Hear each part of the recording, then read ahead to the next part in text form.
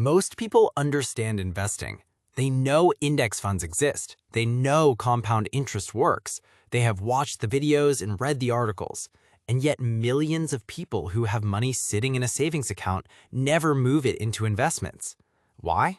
Because between saving and investing sits one of the most powerful psychological barriers in personal finance, and almost nobody talks about it. Let us call it the wall. The wall is not made of confusion. It is not made of laziness. It is made of three very specific psychological forces that activate the moment you consider moving your saved money into the market. The first force is loss aversion. In 1979, psychologists Daniel Kahneman and Amos Tversky proved something that changed how we understand human decision-making forever. Losses feel approximately twice as painful as equivalent gains feel pleasurable. What this means in practice is that the thought of losing $10,000 feels far worse than the thought of gaining $10,000 feels good. Your savings account feels safe. The market feels dangerous. And your brain, wired for survival, will always choose the option that avoids pain over the option that pursues gain, even when the math clearly favors investing.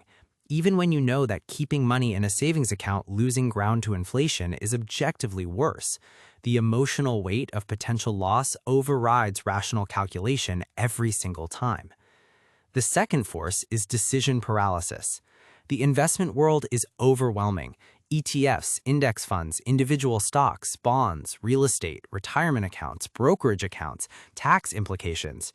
For someone who has spent their financial life focused on saving, the sheer number of investment options does not feel like freedom. It feels like a minefield. And when the human brain faces too many choices with unclear consequences, it defaults to the safest decision available, which is no decision at all. So the money sits and sits. And the saver tells themselves they will figure it out eventually. But eventually never comes because the complexity never gets simpler on its own. The third force is identity. This is the most underrated barrier of all. Savers have an identity. They are responsible. They are careful. They have built something real through discipline and sacrifice. Investing feels like gambling that identity. What if they invest and lose half of it?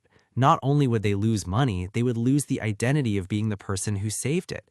This psychological risk is often more terrifying than the financial risk itself. So, how do you break through the wall? The first step is reframing loss aversion.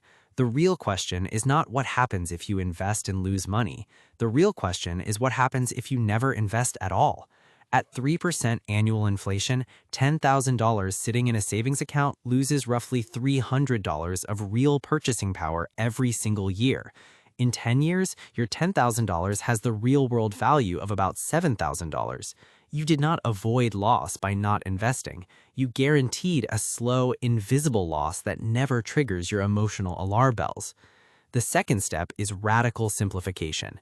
You do not need to understand every investment option. You need to understand one.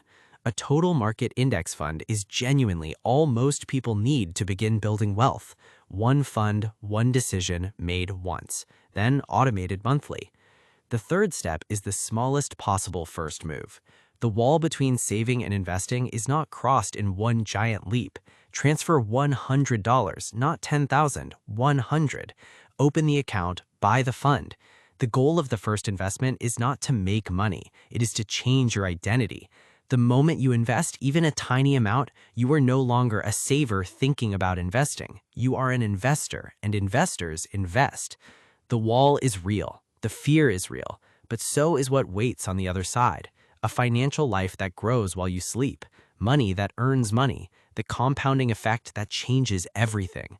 The savers who become investors do not do it because they stopped being afraid. They do it because they took the first step despite the fear. Start with $100. The rest follows.